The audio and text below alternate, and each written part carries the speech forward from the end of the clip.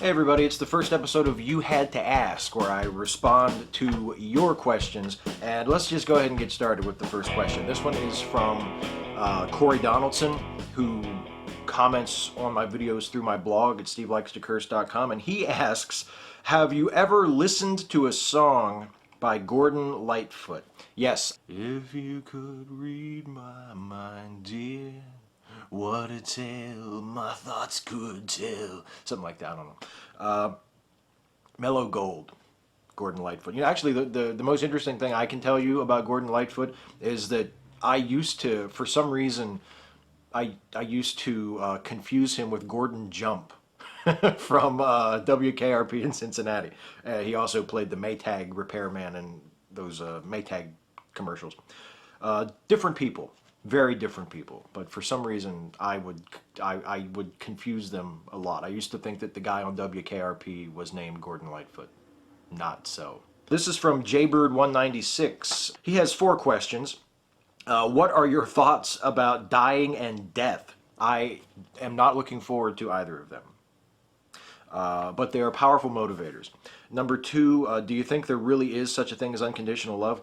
Yes, I do. But other kinds of love are fine too. I mean, I think sometimes people put too high of a premium on this idea of unconditional love. Like if you don't love someone unconditionally, then you don't really love them. And I don't really buy that. I think there are different kinds of love, just like there are different kinds of, different kinds of friendship, different kinds of sex, different kinds of everything that relate us to one another. But yeah, I think there's such a thing as unconditional love. Question 3, what would you do for a Klondike bar? I would pay the posted price. And then Jay's last question, how many licks does it, in fact, take to get to the center of a Tootsie Pop? 3. Did you not see the commercial? The owl goes through it, step by step. 3. 3. 3. The Living Dinosaur. Huge fan of yours, sir, the Living Dinosaur. Question, don't you find the fact that 5,000 people thought it was worth their time subbing you just a little bit depressing? No. This next one is from Joshua White, frequent commenter. Hi, Joshua. What do you think about the long, protracted arguments with the fundies in the comment sections of your videos? Yeah, it's fun, but in your opinion, is it worth it? Curious to hear your thoughts about it. Yeah, it's worth it. It's worth it because it's fun, like you say. It's a lot of fun, and it's always good to me to argue with someone who disagrees with you, to sort of sharpen your arguments and sharpen your thoughts and remind yourself what you think and why you think it. So yeah, it's definitely worth it. Is it worth it? I mean, if your only goal is to persuade people and get people to change their minds to your way of thinking, then yeah, it's not worth it because that doesn't happen very often. But I don't look at it that way. I look at it as a chance to engage and a chance to have a conversation and a chance to hear what someone else has to say and a chance to tell them what I think. So yeah, in that sense, it's definitely worth it. Rune Munch Pedersen asks, you seem to have a pretty extensive knowledge of the finer points of the Bible pretty much off the cuff. Is this smoke and mirrors, or have you had schooling, formal or otherwise, in theology? It's smoke and mirrors. It's preparation. Preparation. That's what it is. If I know I'm going to have to make reference to a particular point in the Bible, I look it up before I go in front of the camera. I make sure I have all my ducks in a row. I do have a pretty good sort of general knowledge of the Bible. I'm not really good at quoting precise chapter and verse for that. I do have to look it up. I do have to make sure that that's what it says and that's where it says it. And I have no theology training.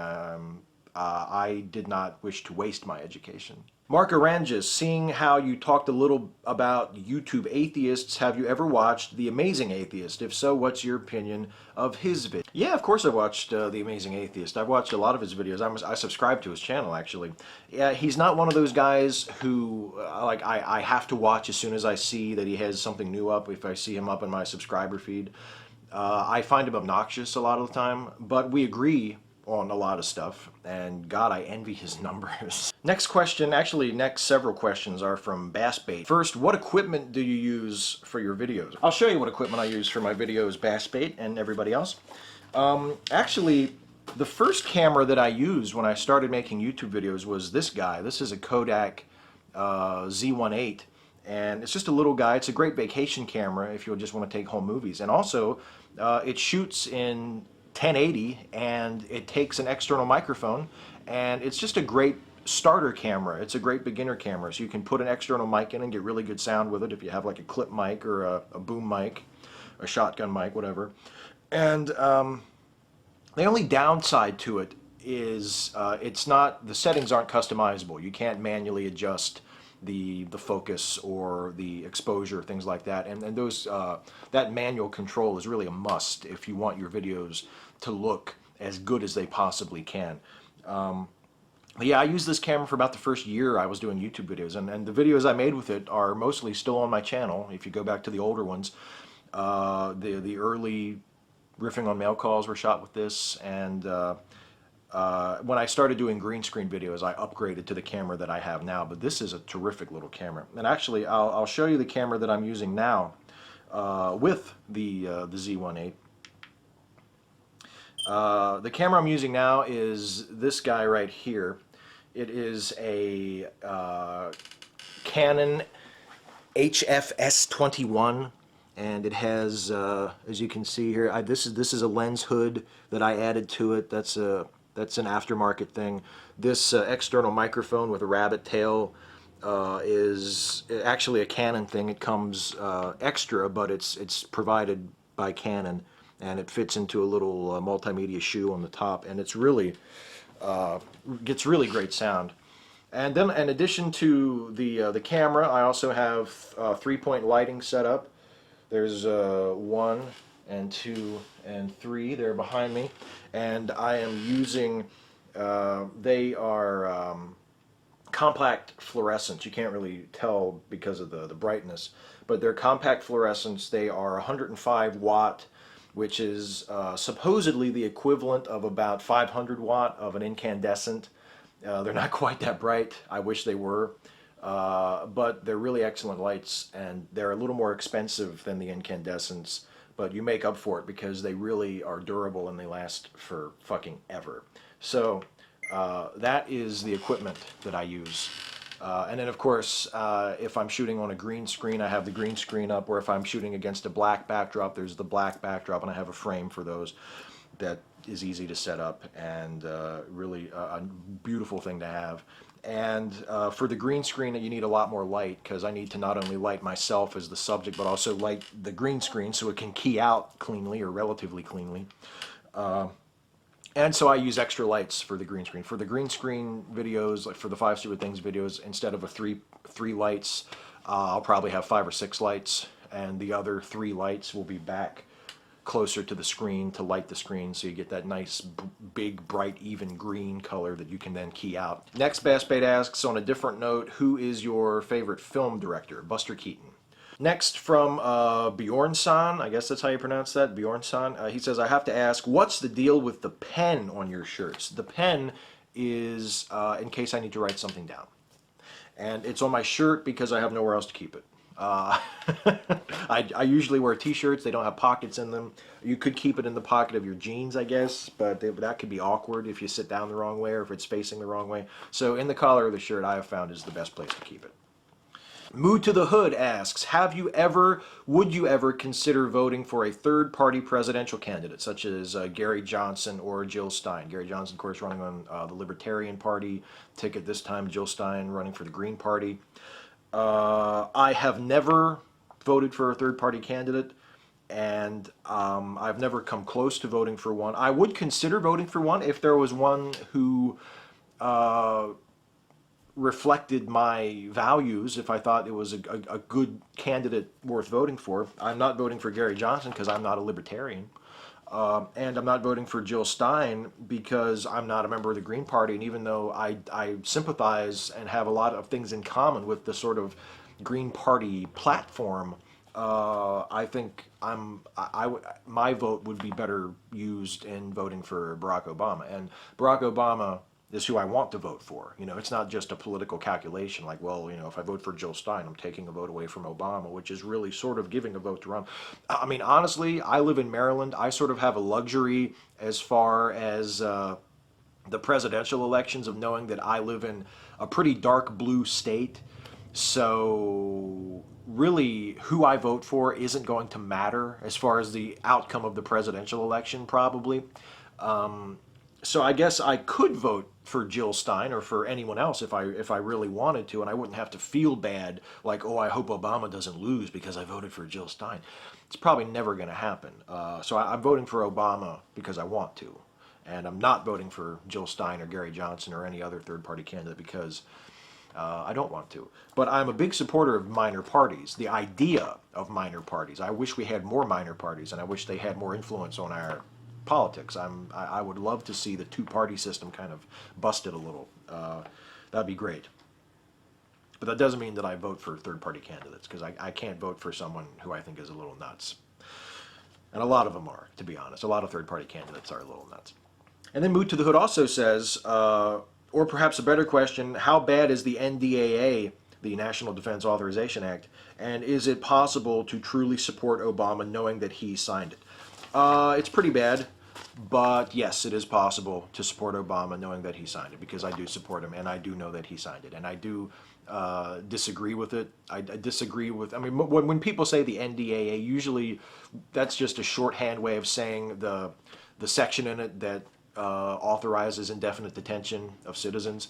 And obviously I have a big problem with that. I don't like that. I want that to be stricken out. I don't think that the government should be granting itself the authority to indefinitely detain citizens without due process.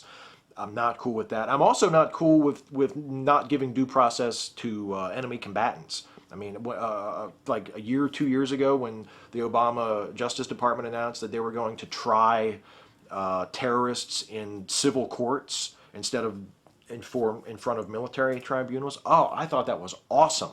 I was so proud of my country. And then they turned around, they wussed out, they completely changed their minds and said, "Oh yeah, never mind, never mind. People don't really seem to like it, so we'll do the military tribunal thing." I was so disappointed in that. I was so ashamed. I think that they deserve due process. I think that they deserve Miranda rights, not because they're great people, but because I think those are basic rights that everybody deserves. And I think if a person is really guilty of horrible crimes and deserves to be punished, then we should be able to convict them and punish them using our criminal justice system. And I think they should also be imprisoned in domestic prisons here in the United States, not in gulags on islands in the Atlantic Ocean. And that's another disappointment about Obama. I would have loved if he had actually closed the prison camp at Guantanamo Bay, but that didn't happen either.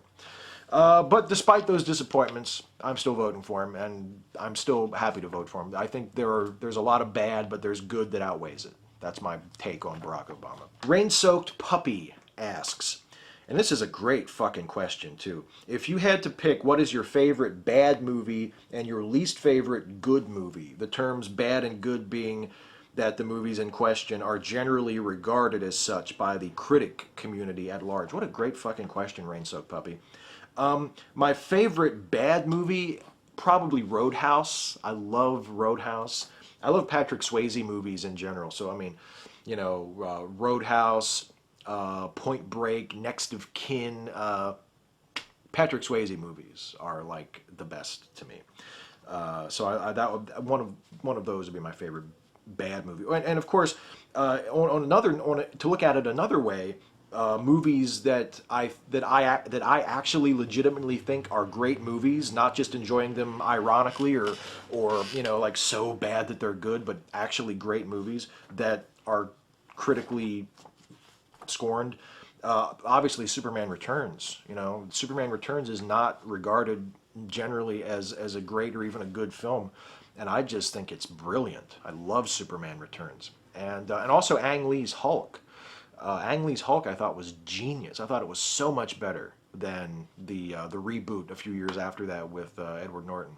That movie just was boring to me. It was just standard, whereas Ang Lee's Hulk had such artistic ambition and had such big things to say with the character and was just so visually beautiful and lyrical. And I mean, I thought that was a wonderful movie. And I was like the only one. So And as my least favorite good movie, I really can't stand It's a Wonderful Life. And I really, really can't stand The Wizard of Oz. And The Wizard of Oz is like, and It's a Wonderful Life as well. They're like two of my dad's favorite movies, and it's one. And my dad is like a really like tough, gruff sort of guy, and I love my dad, but he loves The Wizard of Oz and It's a Wonderful Life, and I've never quite understood that because I just don't like those movies at all. I just honestly don't like them. I like other things that Frank Capra has done, but I don't like It's a Wonderful Life. And I don't like Mr. Smith Goes to Washington either, speaking of Frank Capra. Mr. Smith Goes to Washington is a dog shit movie to me, too. Finally, from Steve Rules 9, what is your opinion on music? I like music.